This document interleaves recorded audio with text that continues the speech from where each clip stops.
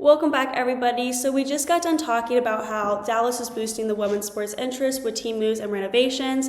I did get asked a quick question on hearing my opinion, and I just wanted to say quickly before we move on to the next segment that this is really, really huge for Dallas in the city itself, but also huge for the country as well. I feel like there has been a huge increase in interest in women's sports, and as a female, I am super happy to see this. I've always grown up watching female sports, and seeing that it has grown in interest is a huge deal for me and for a lot of women out there as well. I am shocked to see how many different soccer teams there are for men's compared to women. I feel like a lot of professional soccer teams in general don't get as talked much about until like the FIFA comes around or World Cup comes around. But other than that, I'm happy to see there's going to be 8 new teams. I am hoping that there's going to be more progress in the sense of creating more women's teams. But besides that, I'm really happy to see that there is more interest out there in women's sports. So we're now going to move on to the next segment where we talk about NCAA D1 softball. And so the regionals were held on May 16th to the 19th for women's softball, and the super regionals are currently being held today to the 25th.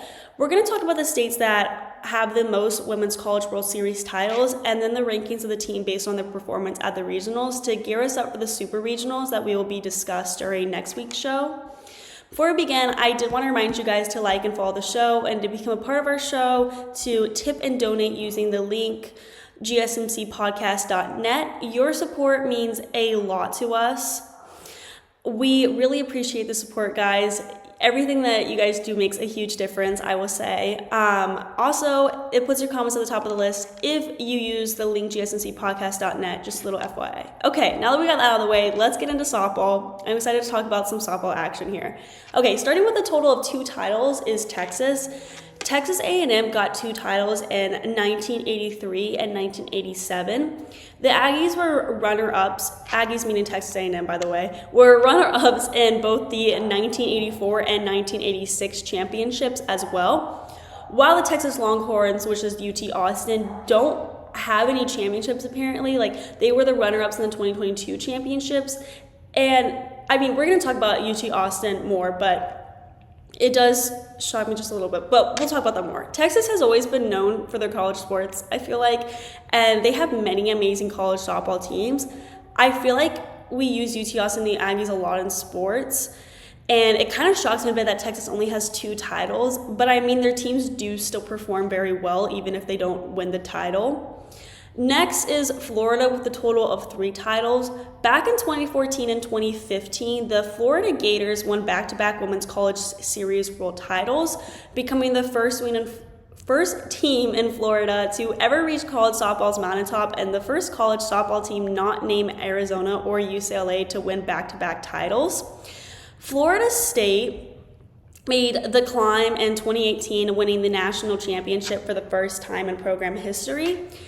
They have finished runner-up twice since then, in 2021 and 2022.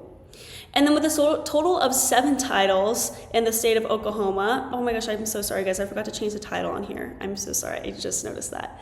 Anyway, with a total of 7 titles is the state of Oklahoma. Not really a shocker either. 6 of the state's 7 titles come from the Oklahoma Sooners in the last 11 years, which was 2013, 2016, 2017, 2021, 2022, and 2023. And the other came in 2000, super long ago. Patty Gasso has been at the helm for all of them. Given the amount of talent filtering into the state's flagship, that title total looks to really keep increasing, and I think that we're going to see a lot more victories for them. Next, we have Arizona with a total of 10 titles. Lots of that success comes from the Arizona Wildcats, as they've won 8 championships in total: 1991, 1993, 1994, 1996, 1997, 2001, 2006, and 2007. And then Arizona State picked up the torch for a brief time in the late 2000s and early 2010s, winning titles in 2008 and 2011. And Arizona-based college hasn't been in the finals since 2011, so these are all very, I don't want to say old because it's not that long ago, but it's not very recent, their titles. Anyway, lastly, we have the state of California with a total of 16 titles. California total was really helped a lot by UCLA, as 13 of those 16 come by way of the UCLA Bruins. And we're going to be talking about UCLA later too. UCLA won championships in a lot of numbers here: 1982, 1984, 1985, 88, 89, 1990, 1992, 95, 99, 2003, 2004, 2010, and 2019. Accounting for the 3 other titles is Cal State in the year 1986 and Fresno State in 1998, and then California in 2002.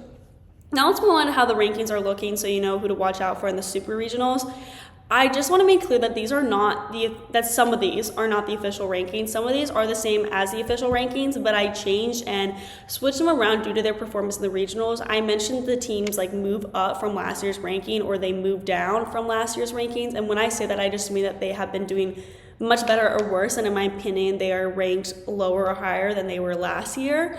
Like if I was literally the person ranking the teams, like this is how I would have them, if that makes sense. So I just wanted to make all that clear, and now we can actually get started. First is, no shocker, UT Austin with a record of 47-7. They were also ranked number 1 last year, so this is really no shocker. I really think they have a good chance to win a title this year. They dominated the regionals and they outscored their opponents and nearly had 2 no-hitters. Then at number 2 is University of Tennessee with a record of 40-10. They were also ranked 3rd last year. I know someone who plays for the school, and let me just say they train hard, like so hard. They are always working on speed, agility, and strength, and it really comes together during their games. They ranked up this year because they didn't allow a single run in their regionals.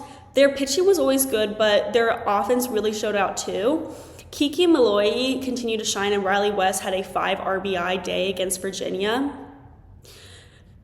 And then at 3rd is the University of Oklahoma with a record of 49-6. They were ranked at number 4 last year, so this is a pretty big jump for them, I'll say. They got a lot of new players and have made a lot of defensive improvements since last year. Nicole May has been continuing to pitch well, and hopefully she's able to keep that up. At 4th is the University of Florida with a record of 42-12. They were in 7th last year, so I mean, good for them. They're doing better. They were able to move up the rankings on my list here. The team got a lot more attention on the media this year. I felt like, this is kind of random, but I feel like last year the media was mainly occupied reporting on UT Austin, and that makes sense considering they were ranked 1st, but it's good to see that there is more attention on the schools that are ranked below the top 3, because those schools really can always surprise you with who they end up beating and how they end up doing. Skylar Wallace tied the Division I career runs record with her 302nd run score, continuing an 11-game hit streak. And then moving on at 5th, and I just saw this comment about my name. My name is Samantha Genzer, and I'll type it in the message. Oh no. I forgot to put the R in there, but it's Genzer with an R at the end. Genzer. Okay, and I am on every day, Monday to Friday at 8 p.m. Eastern Time to 9 p.m. Eastern Time also. Okay, so at 5th, we have Oklahoma State with a record of 44-10. They were ranked 2nd last year, so it isn't great for them that they are down ranks. During the regionals, they pretty much just cruise through, which I guess isn't technically that bad of a thing since they're still in good ranking. And I mean, cruising through isn't the worst thing in the world, but they didn't shock me with anything that was super impressively good, if that makes sense. But still, I don't know. I don't know. I felt like 5th was a good spot for them. Anyway, at number 6 is Duke University, who was ranked 5th last year, and their record is 47-6. I was having trouble deciding between UCLA and Duke at number 6 because they both have been doing really well. But what sets Duke apart is the power duo of Jayla Wright and Cassidy Curd. And then UCLA is ranked number 7 with a record of 37-10. UCLA is very known for their sports. I mean, we know that, especially beach volleyball. Their win against Virginia Tech and overall success in a tough regional makes them look very good. But still, I felt like Duke just had been outperforming them in some aspects. At number 8 is LSU because their offense put up big numbers for sure. They will be facing Stanford in the Super Regionals, which is going to be a really interesting game and fun game to watch because the next ranking I have is at number 9 is Stanford. Stanford has a record of 43-13, and they were also ranked 8th last year, so I felt like LSU kind of showed them out a bit. I don't know. We'll see. I'm interested to see how the game goes in the Super Regionals. I think it's going to be very, very fierce competition.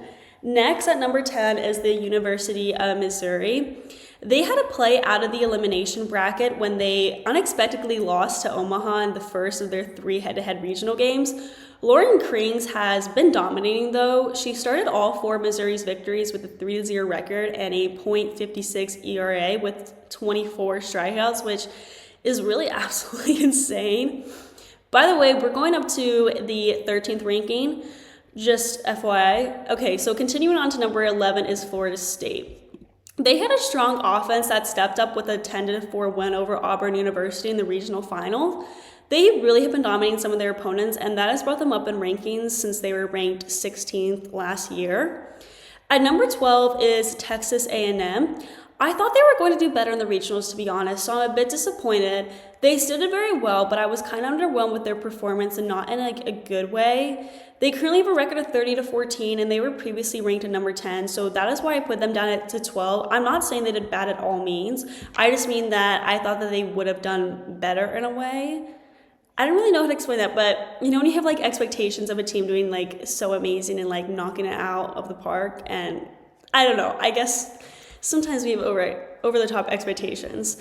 Finally, at number 13 is Alabama. Alabama got through Southeastern Louisiana twice, coming out strong after battling out an extra inning victory in their first meeting. Caleb Beaver has always been strong in the circle, but Alabama's offense is now making strides. They will have an interesting matchup against Tennessee this week, but still, I am not sure if it is going to be that close of a game considering how good Tennessee has been looking, I'll say. So that concludes this segment on D1 softball, and now we're going to move on to the Olympics where we talk about people who have already qualified to compete on Team USA for the sports sailing, climbing over water, swimming, and golf. Before we get into that, we are going to be taking a very short break, so I will see you guys soon.